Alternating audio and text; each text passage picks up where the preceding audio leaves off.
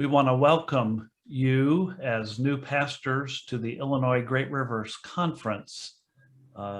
Thank you for being here, for sharing this time with us as we attempt to share some bits of wisdom and practice that we hope will make your first few days more successful. And we thank you and welcome you as colleagues in the Illinois Great Rivers Conference. We look forward to getting to know you in person. Those of you who we have not yet met, welcome. Thank you for answering God's call. The Illinois Great Rivers Conference, you can see visually here, is comprised of 10 districts in the lower 2/3 of the state of Illinois. Currently 10 districts, and as of July 1, there will be 8 district superintendents covering those 10 districts. Within those 10 districts, there are 798 churches, 529 active pastors, and 524 retired pastors. I am Nick Showalter. I am District Superintendent of the Lemoyne River District, which is on the western side of the conference.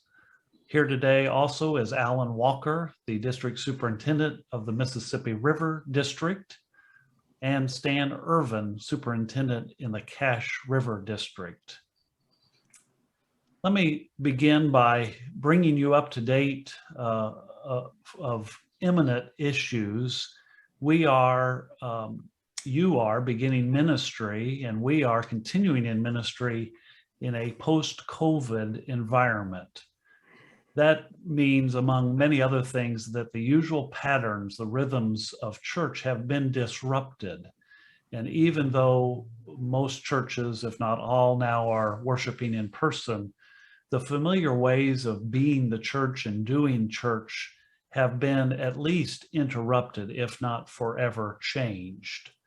One of the lessons that we're learning is that an online proficiency is valuable for doing ministry. There are those who do not yet feel comfortable gathering in person and feel most comfortable and safe by joining with congregation virtually.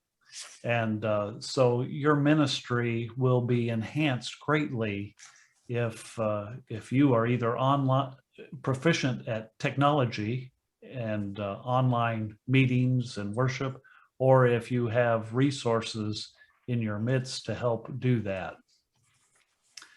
Nothing is quite the same as it was before.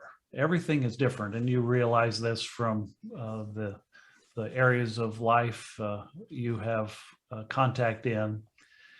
But along with the grief of what we have lost is an opportunity to discard those traditions and practices that were not working anyway pre-COVID, and gives permission to try something new.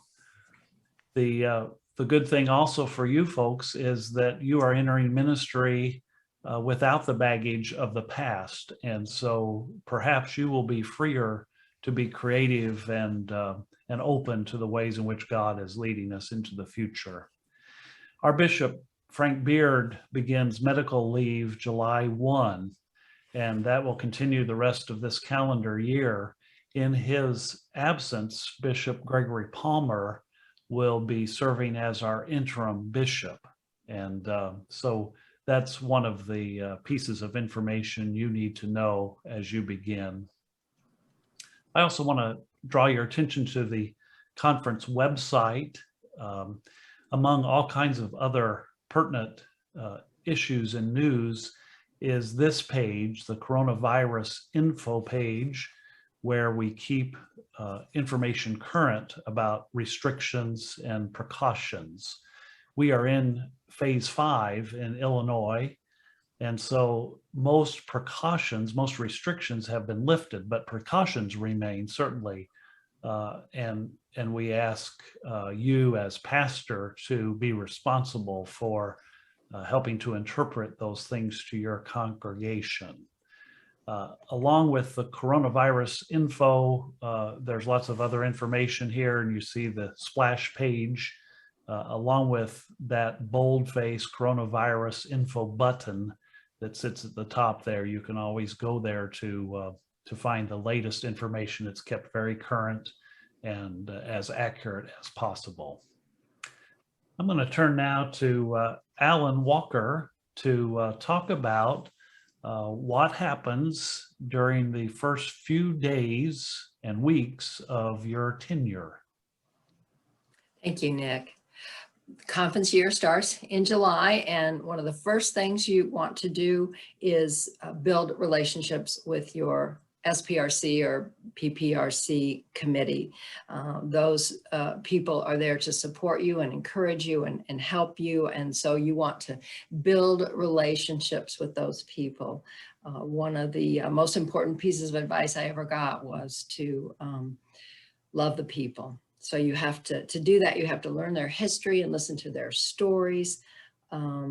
Spend a year just focus on getting to know them and to know the traditions, and so that together you can, the expectations that are there can be negotiated, and everything's out on the table, and you can work together and move in the same direction. And also just figure out how to remember names. I know everyone says they can't do it, but you can, and it's very, very important. Oh, inquire about the charge conference. You would want to first locate the last year's forms and info. That kind of gives you a place to start. And then you want to get acquainted with your district administrative assistant, your new best friend. Any of you who already know her name, and I can't say her because they're all female, you get a gold star. Good to get that. Some charge conferences will be online, some will be perhaps together in person. So just be looking for that information from your DS. Dealing with predecessors, the pastors that have preceded you. Model graciousness. Grace is never out of style, never not the right thing to do. And of the triangle between the former pastor and the congregation, you are the most vulnerable. And so you have to notify your superintendent of any interference, make your DS aware of what's going on. That will be really important. But hopefully you won't have any of that. By August, you'll begin your consultations with your DS. In some of the districts, including my own this year, some of us are actually beginning in July, but certainly by August, they're well underway. The consultation with your DS is dealing with your DS primarily as your supervisor. You will find throughout your ministry that your district superintendent is there to help you, to assist you, to work alongside with you, and to pray for you, and to be there if you ever need someone to talk to. But primarily the DS is your supervisor, helping you to navigate the channels through the waters, through the district, through the church, and through the conference. The DS would prefer one thing, and that's not to be surprised by anything or any situation. Anything you share with your DS is considered to be shared with the bishop. We are an extension of the bishop's office. But if something comes up, particularly if it involves you, the best practice is to share that with the DS as soon as possible so that the DS is not learning that from other outside sources.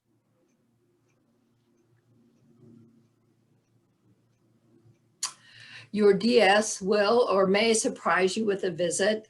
Some of us like to let you know before we come. We're not coming to grade your sermon or judge the worship service, but really to experience the congregation, to get to know them, to learn about the church. It's good to recognize that your DS is there and welcome them. They don't expect to be a part of the service, but are simply there to be a presence for the congregation and to get to know the people. One of the things that we encourage every pastor to do is to engage in documentation. Sometimes that will involve conversations that you're having with your members or whomever it might be. But in particular, the documentation would entail unusual happenings, something that is just out of the ordinary during the time. It may be that something at the time seems to be incidental, but they can later become more remarkable, something that should have been documented. We don't have a standard form of documentation. Some people use a notepad, a piece of paper by their phone or a computer, a journal, whatever works best for you. But we do encourage you to engage in documentation. One area that documentation is particularly important is in sexual misconduct in your church. And as much as we don't want it to happen, it does happen. It can involve parishioners, it can involve teens or children in the church, whatever it might be. But if it does occur, we just want to remind you, particularly with those underage, that you are a mandated reporter. You have to report anything that's reported to you, particularly if no one else has reported it. So we encourage you to keep that in mind. Also in October, we'll begin the charge conferences. And those charge conferences can take different formats. Sometimes we do them by individual church or individual charge.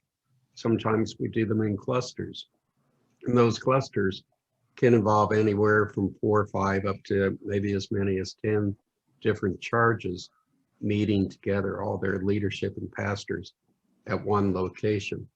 We do request the forms to be submitted for the charge conferences at least 1 week before the charge conference, because that gives the administrative assistant time to get everything together, and it gives the DS time to look over it and to see if there's anything needed or any questions. If you have any questions, it always helps to ask the district administrator. They are a wealth of information in all of our districts. We as DSs oftentimes find out that they know much more than what we know on these areas. It also helps to ask nearby pastors. If you're new to ministry, you have a mentor, someone you trust, or even an experienced leader in your church that has gone through this process many times before. November, time to read the Book of Discipline. I hesitate to say read. I would say review and familiarize yourself with it. And the easiest way to do that is to use the Kindle version. The Kindle version is a lot easier to locate the things you're looking up. And so don't take it to meetings, but have it available as necessary and live and die by it, because it will guide you and it will support you. It's our rule book, and it's actually a book of grace. Part 6, chapters 1 and 2 are going to be the most helpful to focus on. Chapter 1 being about the local church, and chapter 2 being about the ministry. You need to know what's in there. December, even though it's a time of celebration, it's also an equally important time in the calendar year. And that's because in December, we request, in fact, we try as much as possible to require people to notify us, particularly if they're going to retire, you'll get a date of the time in December when that notification is needed. Or if your church is seeking a change in appointment, or you're seeking a change of appointment. We do, through the conference, we do send out a form to all the PPRCs, chairs, and to the pastors, asking if either party is seeking a change of appointment. That information is extremely important to us and to yourself, but also arguably just as important to the churches. And the reason for that is that if you're late in getting in a retirement request or a change of appointment request, that puts your church further down, in effect, the ladder in the appointment season.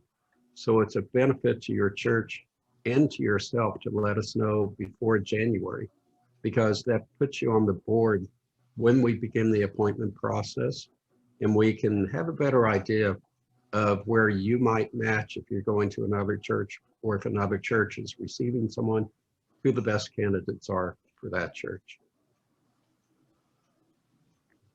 In January, it's time to start thinking about year-end reports. They're due March 30th, but you want to get an early start. There's lots of vital information that needs to be collected, and you're going to need to ask for help, because different people in the church will know and have that information for you. But starting early is really the key point to emphasize, and don't try to do it on your own, but ask for help.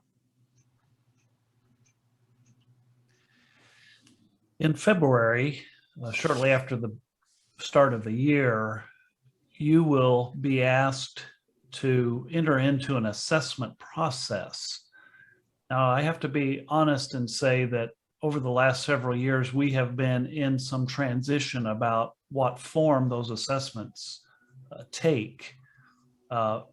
So we all need to be flexible and live in a time of grace. Part of the change that has happened is that the Book of Discipline now requires this 8-year assessment, and the Board of Ordained Ministry is continuing to evolve with what that looks like and how that is implemented.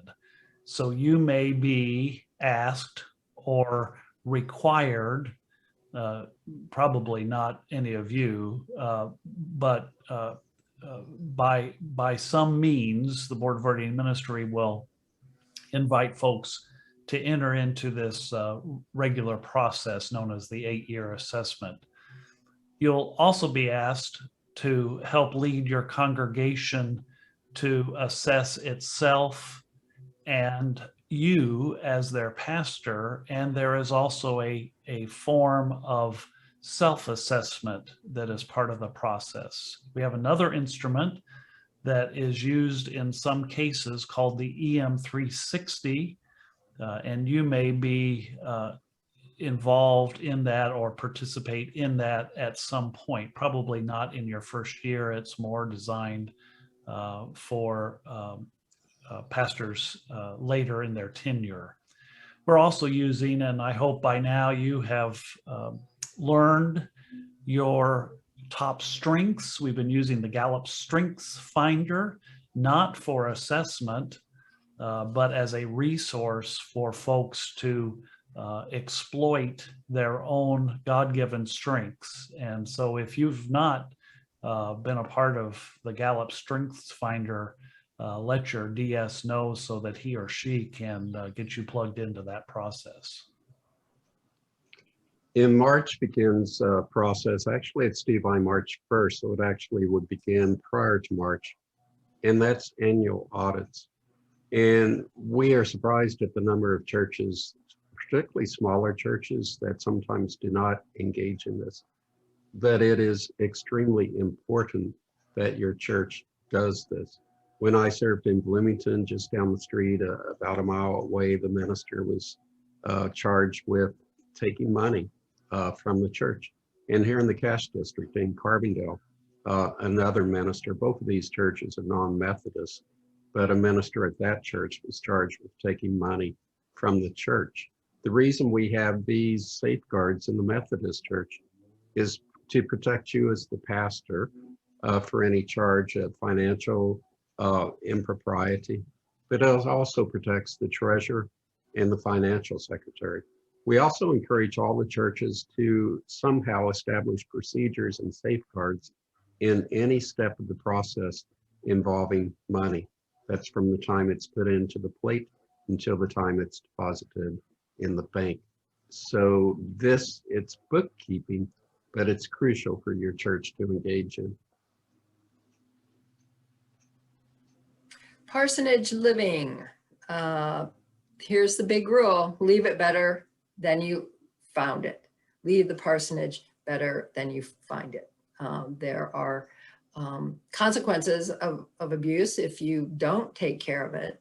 The parsonage is one of those benefits that you have as a pastor. It is your home, the home for your family, but it's not yours. So for sure, how you treat the parsonage speaks volumes to the people of your church. And how do you take care of it then? Well, you keep it clean and well cared for. You let the trustees know if there are any repairs. You have the annual walkthrough. And again, you leave it in better shape than you found. In June comes one of the, to me, it's one of the favorite activities of the year, and that's the annual conference. For the last 2 years, we've done it online, virtually, and it has worked extremely well for the online annual conference. But we also enjoy, and we hope this coming year during the annual conference, that we get to meet together in Peoria. Normally, it's done about the same date, sometime roughly around June 7th to June 9th. And it's in the past, it's been a 3-year annual conference. Attendance by pastors is required. So don't set a wedding during the annual conference dates. Keep that blocked off. Look for the dates long in advance, if absolutely necessary. For instance, we do have people that pass away during that time, and you need to be there for the funeral. So if absolutely necessary, we request in advance an excused absence from the district superintendent. Let me touch briefly on expectations between us, between pastor and DS. One time a pastor told me that the feeling among some pastors is that you can't go to your DS with an issue or a problem because of this supervisory piece that is our primary responsibility. And I want to just invite you to push beyond that. You can come to your DS. It is true that we have obligations, and if you tell us something that's a chargeable offense, we have an obligation then to prioritize our supervisory relationship above our pastoral relationship. But we are pastors, and we desire to have honest and open relationships with you. And so we invite you not to be intimidated to share honestly with your DS. None of us are looking to judge or to punish in any way pastors. We all realize that this journey in ministry is sometimes a difficult one, and that we need each other. We are part of your system of accountability. That's one thing that defines United Methodism, is that we're all tied together in a system of accountability. We can serve as coach and mentor and friend, but again, primarily we have this by the book of discipline obligation as supervisor and missional strategist for the districts we oversee. I have some expectations for folks in my district, and I would imagine that all superintendents would agree with these. Be the eyes and ears in the district. Sometimes things are happening out there that we're the last to know, and it would be helpful for the DS to be aware.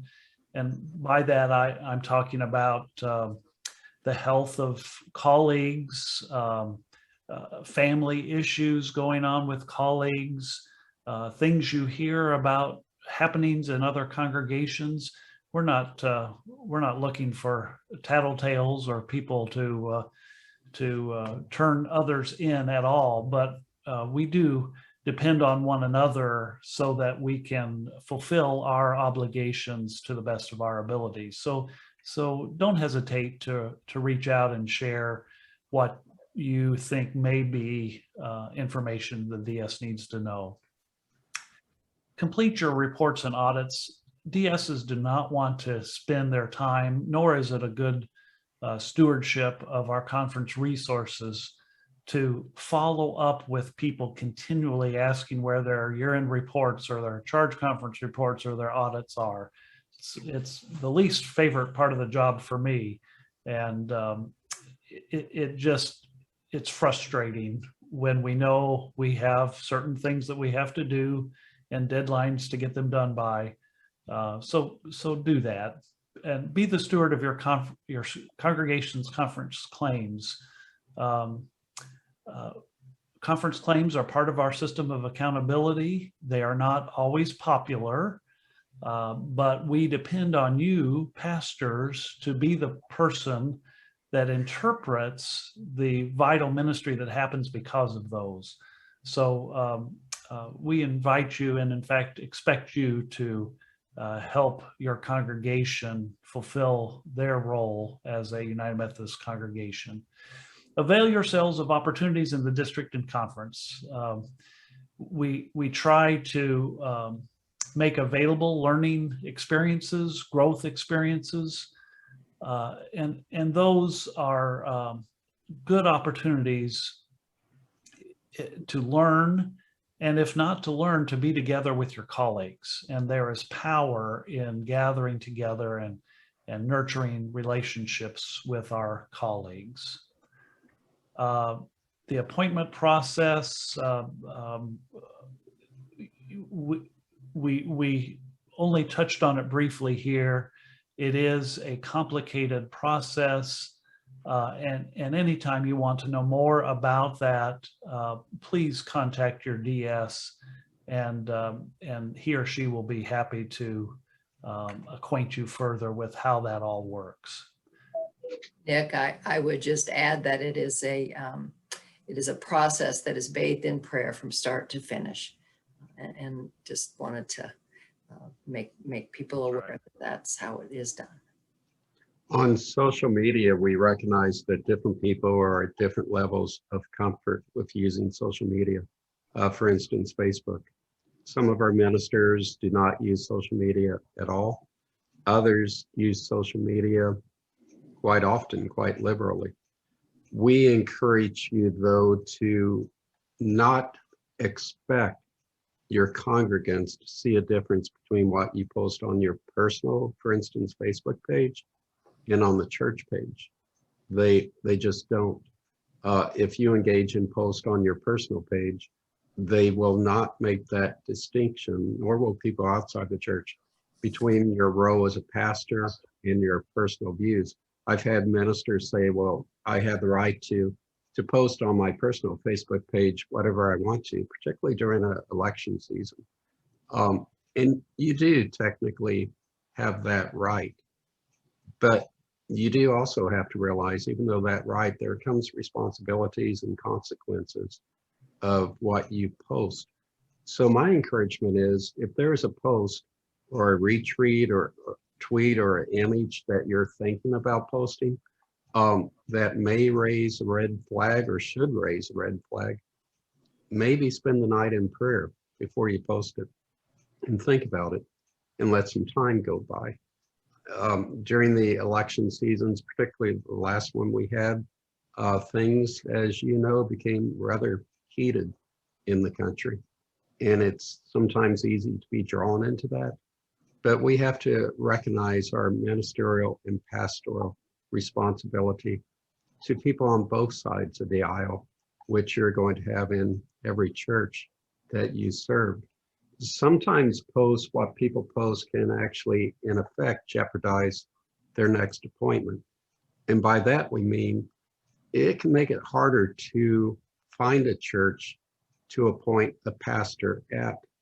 Because believe me, after that take-in meeting with the SPRC, as soon as they get home, or perhaps when they're in their car and they look on their phone, you can be assured that there are going to be people that begin to search for you online to see what they can as fast as possible.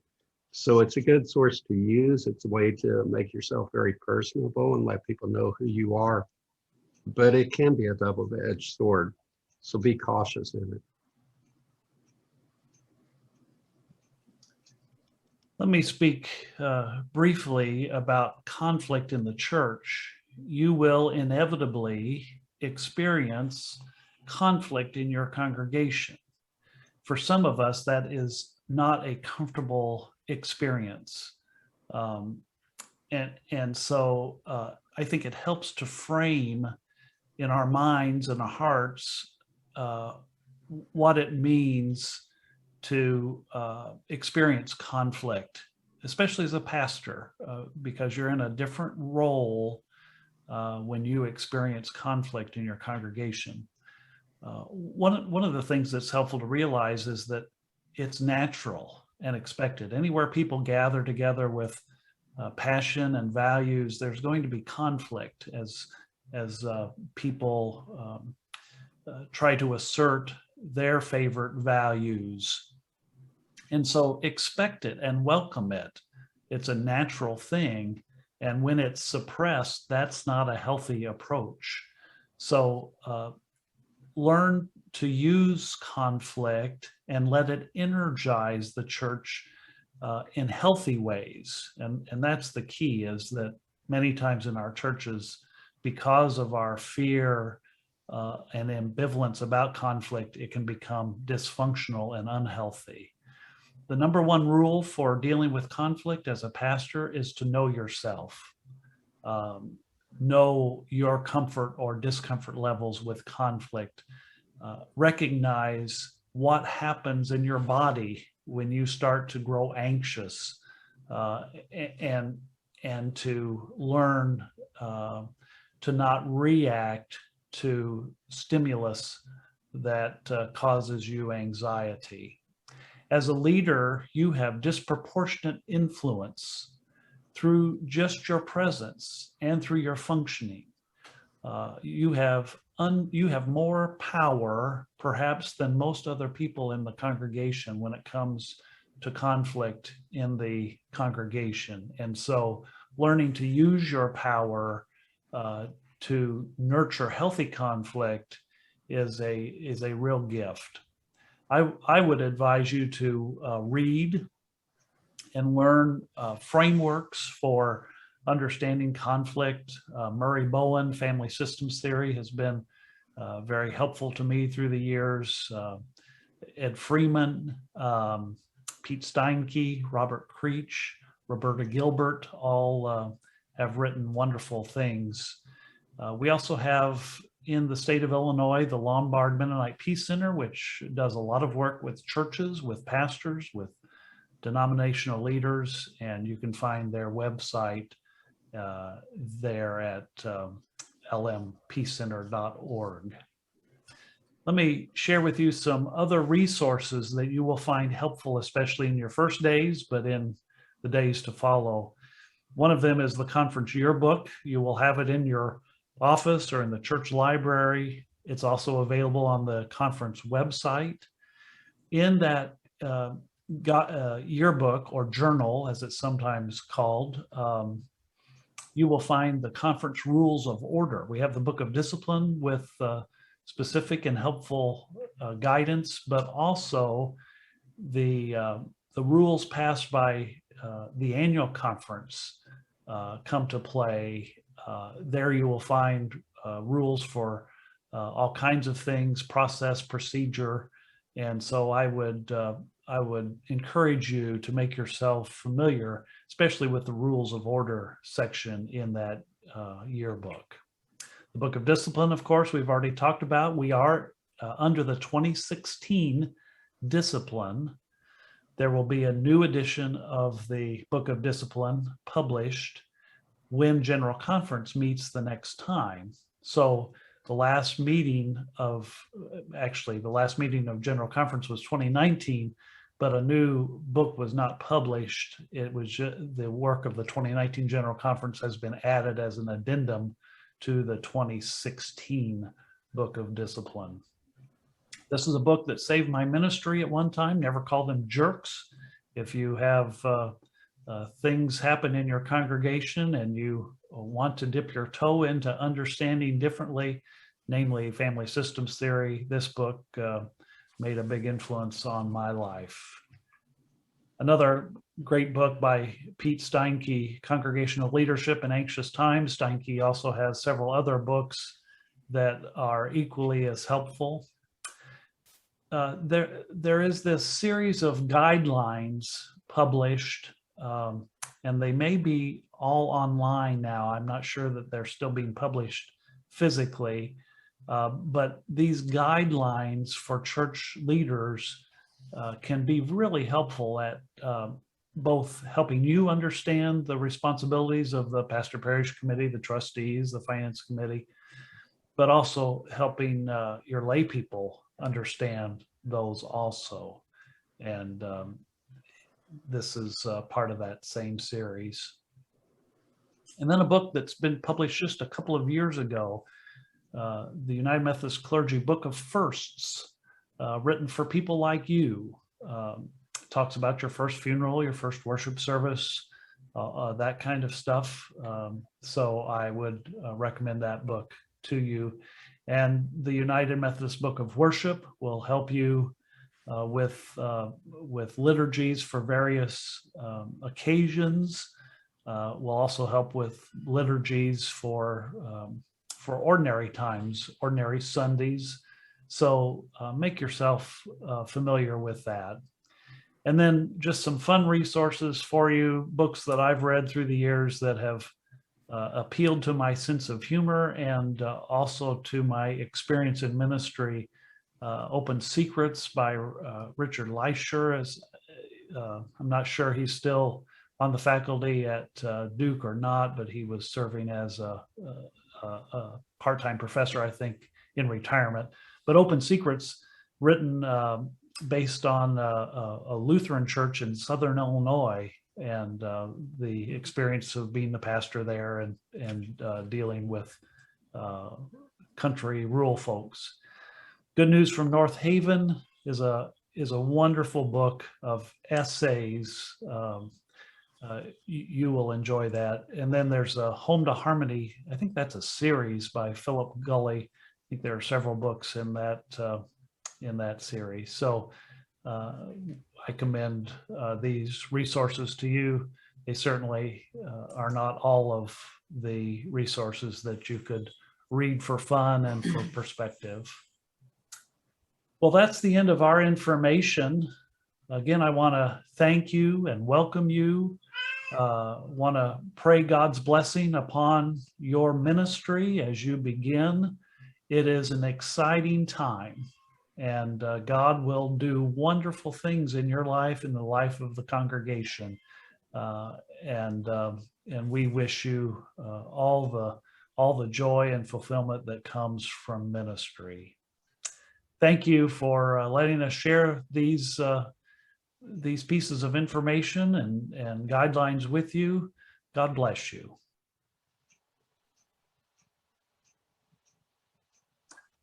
All right.